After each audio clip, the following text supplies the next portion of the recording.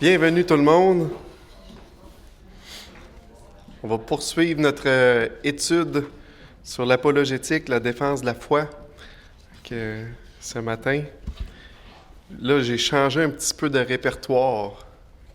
Comme vous le voyez à l'écran, la Bible est-elle pleine de contradictions? C'est ce qu'on va regarder ce matin, mais avant ça, j'aimerais ça qu'on se tourne en prière. Père, on va pouvoir ouvrir ta parole encore. C'est un privilège qu'on a d'avoir la parole de vérité entre les mains, de quoi de sûr qu'on peut s'appuyer pour baser nos vies, Seigneur, vraiment dirigé par ton Esprit Saint, être guidé dans ta volonté, dans ce que tu aimes pas, connaître le bien et le mal également.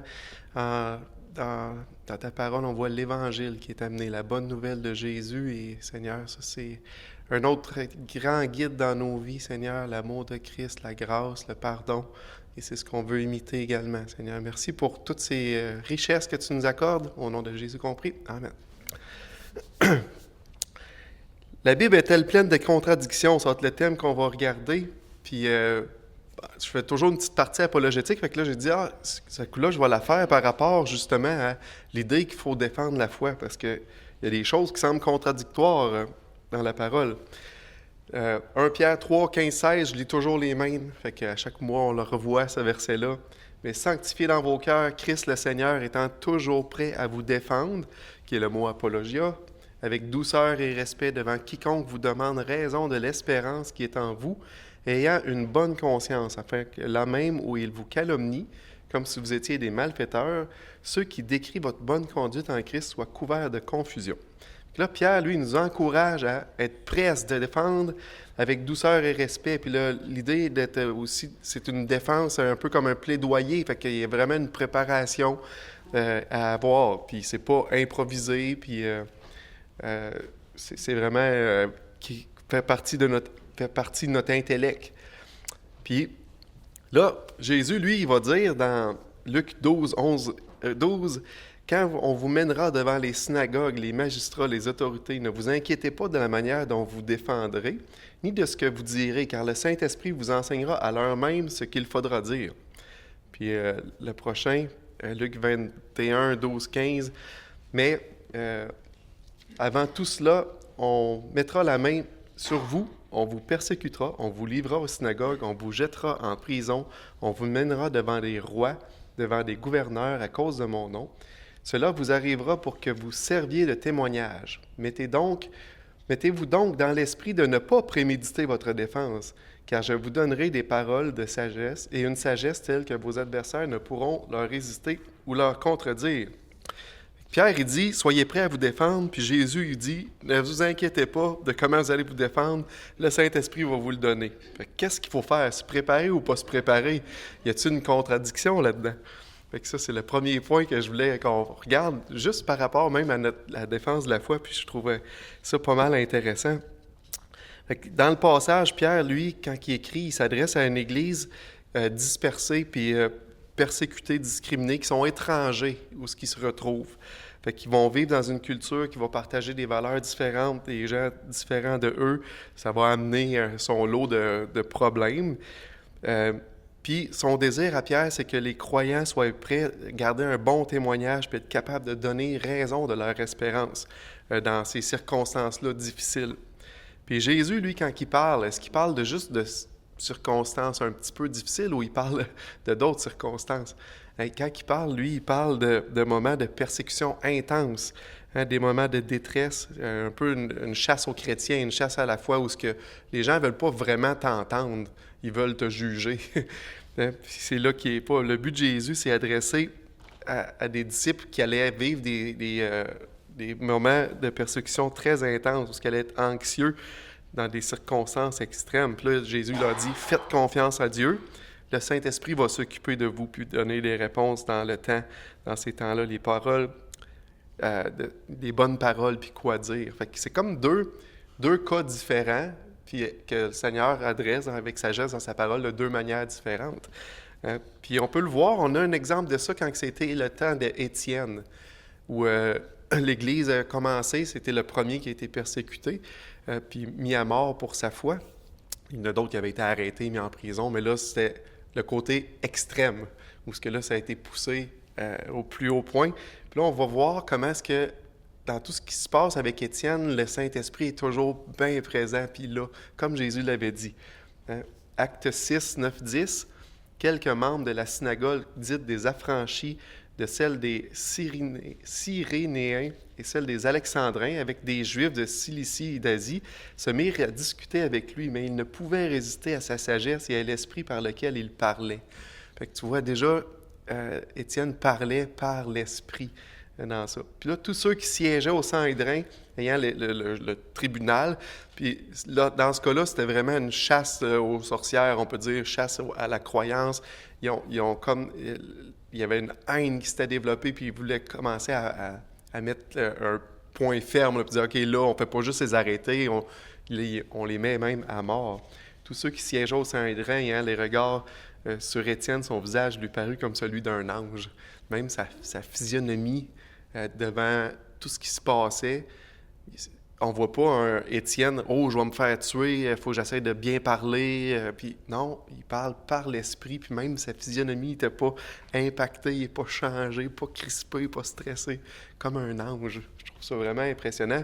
C'est juste l'esprit qui peut faire ça. Puis là, Étienne fait un grand bout de témoignage. Là, les gens sont « C'est épouvantable », là, ils veulent le lapider, puis ils l'ont lapidé, en fait. Mais avant ça, Étienne, rempli du Saint-Esprit, et en fixant les regards vers le ciel, vit la gloire de Dieu et de Jésus debout à la droite de Dieu et dit, « Voici, je vois les cieux ouverts et le Fils de l'homme debout à la droite de Dieu. » Encore une fois, rempli du Saint-Esprit. Fait que dans des moments de persécution extrême ou intense, comme Jésus a dit, « Inquiétez-vous pas, mon esprit va être là, vous allez avoir les paroles à dire, vous allez même avoir le calme, comme s'il était sur un rocher, même si toute la tempête soufflait sur lui, le calme, puis ça. » Versus Pierre, il parle des croyants étrangers, qui ne vivaient pas une vie facile, mais Pierre lui disait, là, soyez prêts à parler de votre foi, puis dire pourquoi. Fait que c'est des circonstances qui sont très différentes, hein, un comme l'autre. C'est quoi j'avais écrit là-dessus? Oui. Oups, je suis toujours en... Oui, c'est ça. Fait que les deux, c'est complètement différent. Le Saint-Esprit va nous accompagner. Ce que j'avais écrit, c'est que présentement, on vit plus dans l'état de Pierre, où ce que la chrétienté, c'est pas très populaire. Si tu n'es pas dans un milieu chrétien, le monde autour sera soit neutre ou défavorable. C'est rare qu'ils sont favorables à ça, ils ont toujours quelque chose à dire. Fait qu'il faut apprendre à défendre notre foi. On n'est pas persécuté beaucoup ici. Dans d'autres places ailleurs, ils sont. La persécution, par contre, peut venir, puis ça commence. Là. On voit le monde politique qui se lie, puis ils mettent des lois, puis ils commencent à vouloir mettre des choses qui vont nuire à la chrétienté. Mais on est encore dans l'étape où on défend notre foi, puis on a encore une parole, on a encore le droit de parler sans être persécuté.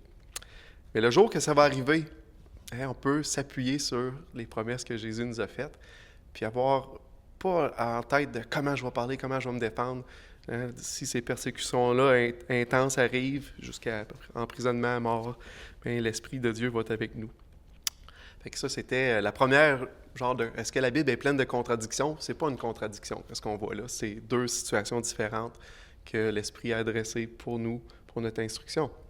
Fait qu'on va continuer maintenant, parce que quand on voit dans la parole, puis je n'avais parlé dans les premières rencontres, c'est important pour nous, la Bible, puis c'est notre appui quand on va se défendre. Fait que si les gens ils disent c'est plein de contradictions, mais même nous, on serait, si c'était plein de contradictions, pourquoi qu'on s'appuierait sur un livre plein d'erreurs? Fait que c'est vraiment important de voir et être capable de faire la distinction puis d'être capable de se défendre. Parce qu'on a tout un point de vue, mais notre point de vue, nous, il est vraiment appuyé 100% sur la parole de Dieu. Là. C'est pas sur d'autres choses. Fait qu'on peut... Les gens, eux, leur point de vue vont appuyer sur le matérialisme, le relativisme, sur toutes sortes de choses différentes, leur vision du monde, mais nous, on regarde le monde au travers les lunettes de la parole. Fait que c'est vraiment important de s'assurer que qu'est-ce qu'on croit, c'est vrai, puis d'avoir un appui solide et ferme. Le monde, ils vont nous dire, par rapport au point de vue, mets la parole de côté, on va venir sur un terrain neutre, là, pas. Des fois, on va regarder les évidences ensemble, mais la parole de côté. Mais comme j'ai dit, tout le monde a un point de vue. Ça n'existe pas, le terrain neutre. Hein? Si on met la parole de côté pour aller sur leur supposé terrain neutre, en fait, on est sur leur terrain avec leur point de vue. Fait qu'on tombe plus dans un terrain neutre. Fait que c'est important de ne pas mettre ça de côté, mais là, on peut voir, est-ce qu'on peut s'assurer que c'est vrai, qu'est-ce qu'on voit? Puis la Bible est-elle vraiment pleine de contradictions? Il y a 3 postulats que les gens vont faire. Les contradictions sont toujours des erreurs. Fait que si je vous présente 2 choses qui se contredisent, bien, les 2 ne peuvent pas être vraies. Donc, il y a une erreur dans ça. Si 2 choses se contredisent, les 2 ne peuvent pas être vraies. La Bible contient des contradictions, ça c'est ce que les gens disent. Donc, si la Bible contient des contradictions, la Bible a des erreurs, fait qu'on ne devrait pas s'y fier. Mais ce qu'on va voir ensemble, c'est que les 2 prémices 2 et 3, c'est pas vrai, c'est faux. Puis on va passer un petit peu de temps avec des exemples. Ce que je vais vous parler, ça vient d'un livre de Jason Lisle. C'est un scientifique qui est vraiment très intéressant. Il touche à plusieurs choses, mais c'est « Keeping Faith in the Age of Reason ». C'est garder la foi dans un âge de raison, où tu essaies de raisonner chaque chose. Puis, il a examiné 420 supposées contradictions qu'il y a dans la parole. Puis, il y en a plusieurs. Puis là, je vais regarder, moi, ceux qui m'intéressaient puis que je trouvais « Ah, ça, c'est le fun, j'aimerais ça qu'on les regarde ». Aujourd'hui, je pense qu'on en voit 4. Puis on va les expliquer. Mais il y en a beaucoup, puis il les explique toutes une par une. Puis là, lui, en plus, il met il les catégorise. Fait que je vais en parler un petit peu. Il met des catégories à ça, puis il les regroupe. Puis c'est quand même intéressant. Une des plus grosses catégories, en fait, la plus grosse catégorie, c'est les gens, ils prennent juste pas la peine d'examiner vraiment ce que le texte veut dire. Puis c'est comme ça qu'il arrive à ces grosses contradictions-là. Aujourd'hui, la grande majorité des gens ils vont pas se fier à la Bible, puis ils vont dire qu'il y a des erreurs, c'est écrit par des hommes, mais si vous leur demandez « L'as-tu déjà lu? » ben, la réponse va être « Non. » Fait que dans le fond, il se fie sur d'autres sources sans l'avoir lu. Fait que quand il vous arrive avec le fait « Oh, mais la Bible se contredit », ben tu peux dire, mais tu l'as-tu déjà lu? As-tu compris le contexte? As-tu fait une étude vraiment? As-tu fouillé pour comprendre qu'est-ce qu'il y en est? Qu'est-ce que les gens peuvent faire très rapidement à cette heure? C'est d'aller sur Internet puis dire liste de contradictions dans la Bible, l'intelligence artificielle va t'en sortir un paquet. Mais même là, ils n'ont pas pris la peine de les regarder et les étudier. Fait qu'ils n'ont pas d'études sérieuses faites à ça. Fait que la Bible, elle, est-ce qu'elle est pleine de contradictions? On en regarde ensemble quelques-unes. Premier que je voulais qu'on regarde ensemble, c'est dans la parole. Puis ça, c'est ceux que j'ai pris, c'est ceux que moi, j'ai réalisés en lisant par moi-même. Fait que là, c'est pas des gens qui me l'ont mis, mais en lisant, je disais, il me semble que j'avais lu quelque chose, puis là, un autre chapitre dit une autre affaire. Comment ça que ça... Fait que ça, c'est ceux que lui, il les a soulevé, puis il les explique super bien, mais c'est... Fait que j'imagine que c'est peut-être des choses que vous avez risquées ou peut-être qu'un jour, vous allez tomber dessus et vous allez dire « Ah, c'est bien frappant. Qu'est-ce qui est vrai? » Une de ceux-là, c'est la durée de la captivité en Égypte des enfants d'Israël. Bien, dans Genèse 15, 13, ça dit Et l'Éternel dit à Abraham, « Sache que tes descendants seront étrangers dans un pays qui ne sera point à eux. Ils seront asservis, on les opprimera pendant 400 ans. » Puis là, on voit... Bon, ils vont être étrangers dans un pays où ils vont être opprimés pendant 400 ans.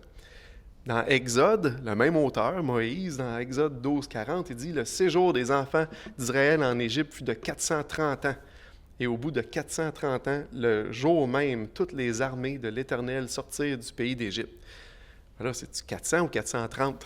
Y a-t-il une erreur là-dedans? Puis dans Galates, parce que là, même dans le Nouveau Testament, on revoit ça revenir, Galates, Paul qui écrit aux Galatiens, il dit « Or, les promesses ont été faites à Abraham, à sa descendance. Il n'est pas dit « et aux descendances », comme s'il s'agissait de plusieurs, mais en tant qu'il s'agit d'une seule, et à ta descendance, c'est-à-dire à Christ. Voici ce que je veux dire. Un testament que Dieu a confirmé antérieurement ne peut être annulé, et ainsi la promesse, rendue sans effet par la loi survenue 430 ans plus tard. » Là, Il y a deux erreurs que je vois là-dedans, puis que l'auteur a soulevé, puis j'ai trouvé ça vraiment intéressant, la manière qu'il en parle. La première erreur, c'est une erreur, il appelle ça l'erreur de sous-ensemble.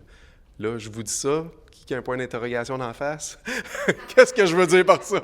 L'erreur de sous-ensemble. Ben moi aussi, quand j'ai lu ça, j'ai dit, misère, qu'est-ce qui est après parler? Mais je vais vous donner un exemple. Si je vous dis, j'ai 5 doigts dans ma main, est-ce que c'est vrai? Oui.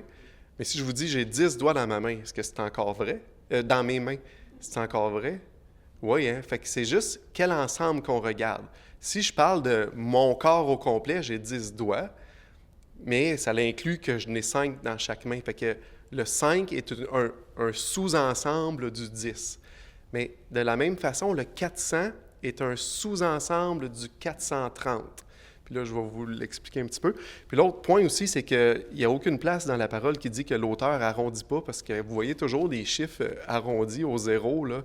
Bien, il y a des chances qu'il arrondit à la dizaine ou à la centaine. Ça aussi, c'est un autre point qu'il faut prendre en compte, là. Puis le deuxième point, c'est qu'on a peut-être une mauvaise compréhension de la façon de lire le texte, puis on va le voir ensemble. Le premier, quand on lit dans Galates, je vais vous le remettre, Galates, OK, ici. La dernière phrase, « Ainsi, la promesse rendue sans effet par la loi survenue 430 ans plus tard. » Fait que le point de départ, c'est la promesse, puis le point d'arrivée, c'est la loi. Fait que ça, on peut comprendre ça. Puis entre les deux, il y a 430 ans. Ça, c'est qu'est-ce que l'Épître aux Galates nous dit. Fait que de la promesse de la descendance faite à Abraham jusqu'à la loi, sortie d'Égypte, loi, il y a 50 jours de différence, là. Je pense qu'entre la sortie d'Égypte puis qu'il arrive au Mont Sinaï, puis il n'y a pas plein d'années, là. Fait que on peut mettre ça ensemble. Mais il y a 430 ans. Fait que dans Genèse 12, versets 4 à 7, je sais que le temps, on ne va pas le lire, ça dit qu'Abraham, il ne s'appelait pas encore Abraham, avait 75 ans quand ça s'est arrivé. Fait que là, c'est juste pour nous donner une idée. Ça, c'est quand que Dieu lui a fait la promesse qu'il allait avoir le pays. Il a fait la promesse à sa descendance qu'il allait avoir le pays. Avant ça, il avait déjà parlé de quitter où ce qui était, puis s'en aller ailleurs, tout ça. Mais la promesse là, d'avoir la terre où ce qui marchait dessus, ça a été fait quand il avait 75 ans. Maintenant, si on était, je vais reculer, OK. Quand on était dans Genèse 15, là, le point de départ, c'est plus le même. Et l'Éternel dit à Abraham, « Sache que tes descendants seront étrangers dans un pays qui ne sera pas à eux, ils seront asservis, on les opprimera pendant 400 ans. » Fait que c'est ses descendants que, pas lui, ses descendants, ils vont être étrangers. Fait que là, le point de départ, c'est plus la promesse, c'est ses enfants. Puis là, on sait que Isaac, l'enfant de la promesse, le vrai, celui qui a amené à Christ, comme on voit dans Galates, l'enfant de la promesse, Isaac, il est né quand Abraham avait 100 ans.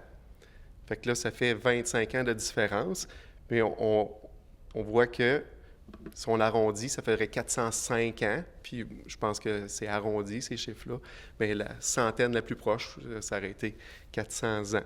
Fait que c'est juste le point de départ n'est pas le même.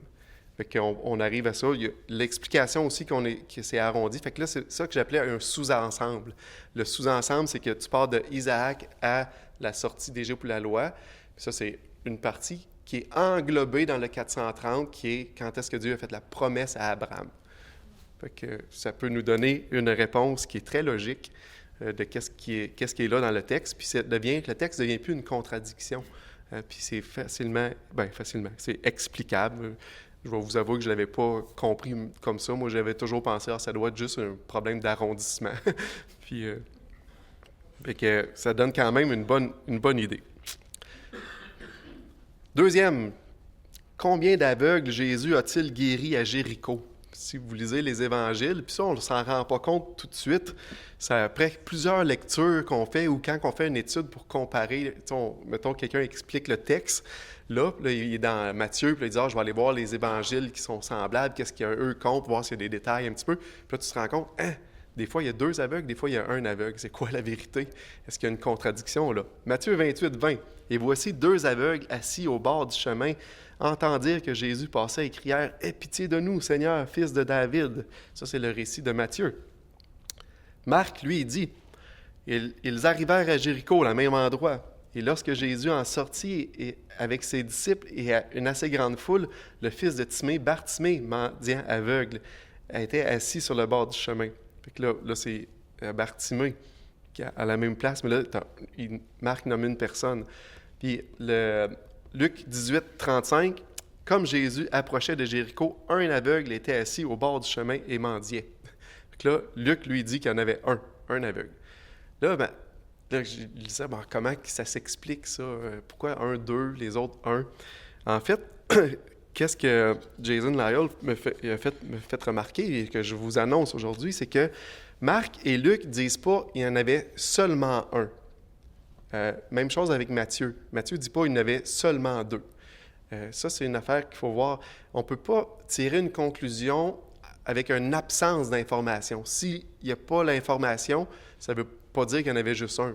Il y a des bonnes chances qu'il y en avait deux, et probablement c'est ça qui arrive avec Matthieu. Matthieu, il en parle de au moins deux. Fait que l'autre point, c'est même Marc, lui, il précise parce qu'il voulait que l'histoire focus sur Bartimée. Fait que là, même s'il y en a eu deux, il voulait que l'histoire focus sur Bartimée. Fait que là, il y a une précision qui est faite là. Mais il n'y a pas de contradiction à cause qu'il y a un manque d'informations. Puis ça, c'est un mauvais réflexe qu'on a. Luc et Marc ont cru bon de parler qu'il y en avait un, mais ils n'ont pas dit qu'il y en avait seulement un. Puis Matthieu, lui, il a dit qu'il y en avait deux. Fait que là, c'est pas une contradiction, c'est peut-être un manque d'information ou d'éclaircissement nécessaire, mais on ne peut pas dire que c'est une contradiction ou une erreur. Fait que ça, c'était le deuxième. Troisième, celui-là, je me suis posé la question tellement de fois, puis je l'ai allé les relire, puis me creuser, puis essayer de comprendre. Puis c'est vraiment intéressant. Combien de fois le coq a-t-il chanté avant que Pierre renie Jésus? Est-ce que je suis le seul qui a déjà remarqué ça? Que ça a l'air pas tout le temps pareil, là? OK, bon. On va passer un peu de temps là-dessus, on va comprendre. Matthieu 26, 34. Tourne ici. Jésus lui dit, « Je te le dis en vérité, cette nuit même, avant que le coq chante, tu me renieras 3 fois. » Fait que cette nuit même, avant que le coq chante, tu vas me renier 3 fois. Luc 22, 34. Et Jésus dit, « Pierre, je te le dis, le coq ne chantera pas aujourd'hui que tu n'aies renié de me connaître. 3 fois de me connaître. » Fait qu'encore une fois, 3 fois, le coq chante. Jean 13, 38, Jésus répondit, « Tu donneras ta vie pour moi.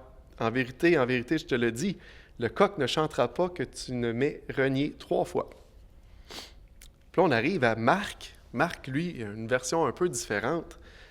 Et Jésus lui dit, « Je te le dis en vérité, toi, aujourd'hui, cette nuit même, avant que le coq chante 2 fois, tu me renieras 3 fois. » Fait que là, ça semble un peu contradictoire. Hein? On pourrait reprendre la même logique qu'on a parlé tout à l'heure. Quand on regarde Matthieu, Luc et Jean, ils n'ont pas écrit avant que le coq chante pour la première fois ou une seule fois. Mais on dirait, nous, quand on le lit, on met ça, notre tête met ça automatique. Mais ils n'ont jamais dit avant que le coq chante une seule fois ou pour la première fois. Tu vas m'avoir renié 3 fois. Ils ont juste dit avant que le coq chante. Hein? Ça, c'est qu'est-ce qu'ils ont mentionné. Marc semble plus précis. Lui, il commence à parler 2 fois. Le coq chante 2 fois. Tu me renieras 3 fois. On va aller voir les histoires. On va tourner ensemble dans Matthieu 26. Je l'ai écrit. Matthieu 26, 69 à 74. On va voir un petit peu qu'est-ce qui s'est passé. On va voir une meilleure précision. Matthieu 26, 69 à 74. Cependant, Pierre était assis dehors dans la cour. Une servante s'approcha de lui et dit, « Toi aussi, tu étais avec Jésus, le Galiléen, mais il le nia devant tous. » Ça, c'est la première fois. Disant, « Je ne sais pas ce que tu veux dire. » Comme il se dirigeait vers la porte, une autre servante le vit et dit à ceux qui s'y trouvaient là, « Celui-ci était aussi avec Jésus de Nazareth. » Il le nia de nouveau 2 fois, avec serment. « Je ne connais pas cet homme. » Peu après, ceux qui étaient là, s'étant approchés, dirent à Pierre, « Certainement tu es aussi de ces gens-là, car ton langage te fait reconnaître. » Alors il se mit à faire des imprécations, à jurer, « Je ne connais pas cet homme. » Et aussitôt le coq chanta. Est-ce que ça dit « Et aussitôt le coq chanta pour la première fois » ? Ça ne le dit pas. Est-ce que ça dit « Aussitôt le coq chanta pour la seule fois » ? Ça ne le dit pas. Fait que c'est juste notre cerveau qui essaye de combler les vides, mais il n'y a jamais eu cette précision-là d'apporter. Fait qu'il ne faut pas le prendre pour acquis. Hein? Fait que c'est pas ça qui est mentionné. Luc, même chose. J'étais déjà là. Luc.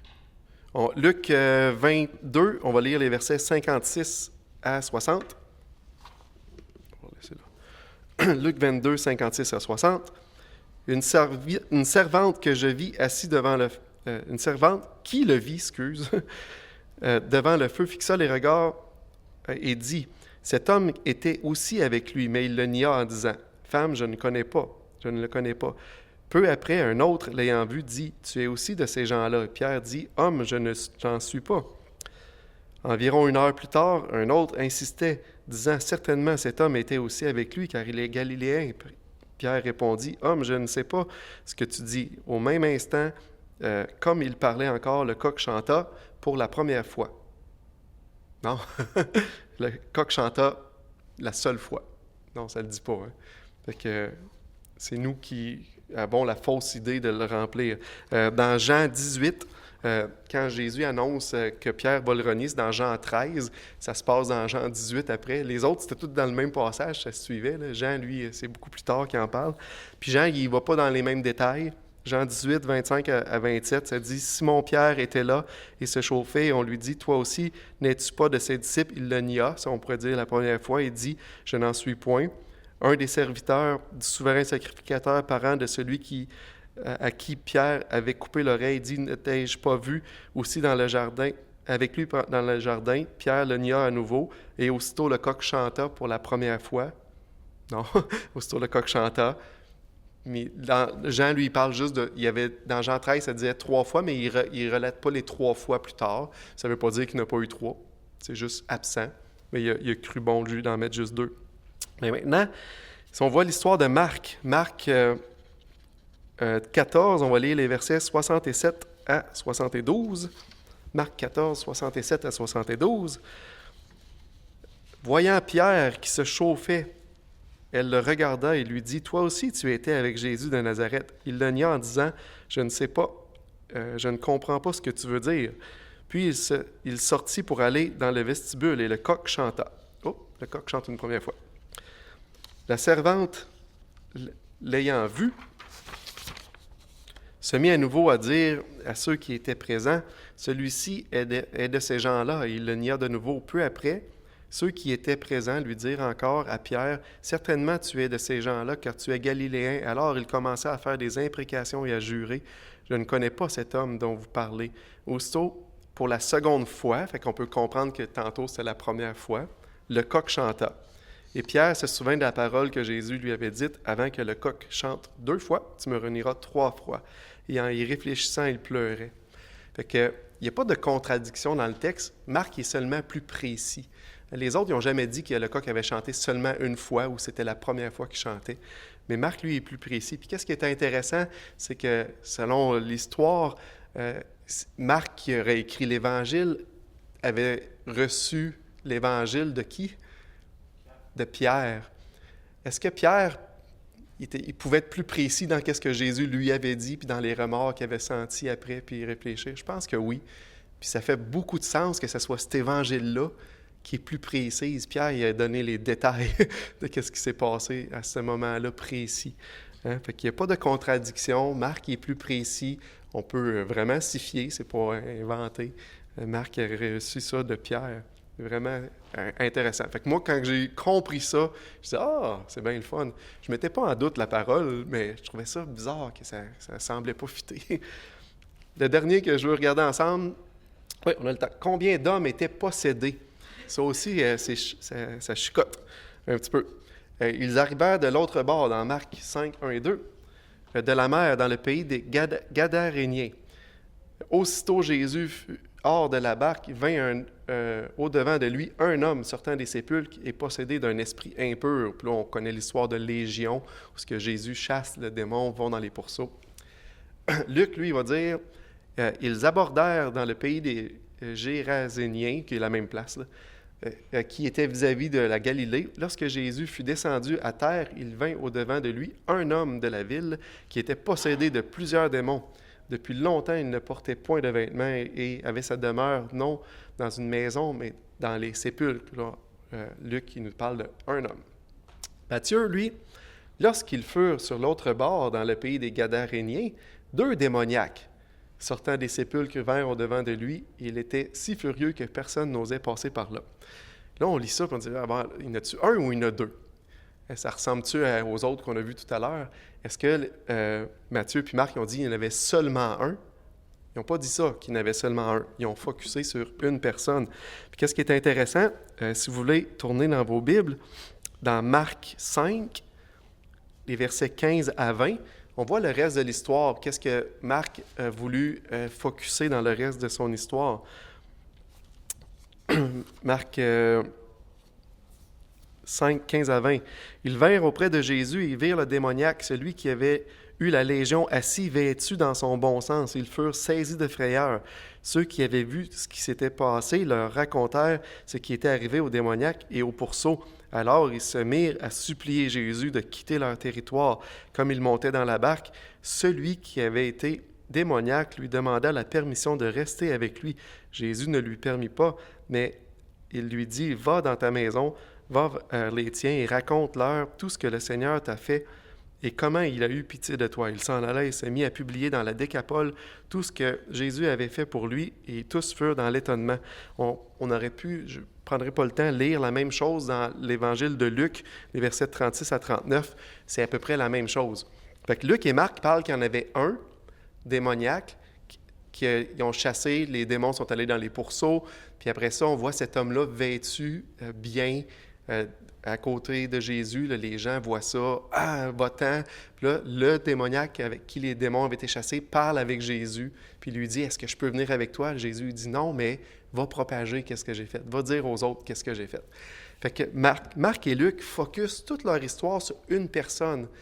Qu'est-ce l'œuvre de Jésus envers cette personne-là, puis qu'est-ce que Jésus lui a demandé de faire. Fait qu'on voit que leur attention était là. Puis cette personne-là, c'est celle à qui Légion était. Fait que les démons qui avaient été dans les pourceaux puis qui avaient poussé les pourceaux. Matthieu, lui, dans son histoire, on va aller voir Matthieu 8, excuse. Matthieu 8, puis on va aller voir vers la fin de l'histoire. Où est le focus de Matthieu? Complètement différent. Fait que vers la fin, Matthieu 8, je vais lire versets 33-34. Il y a beaucoup moins de détails dans Matthieu.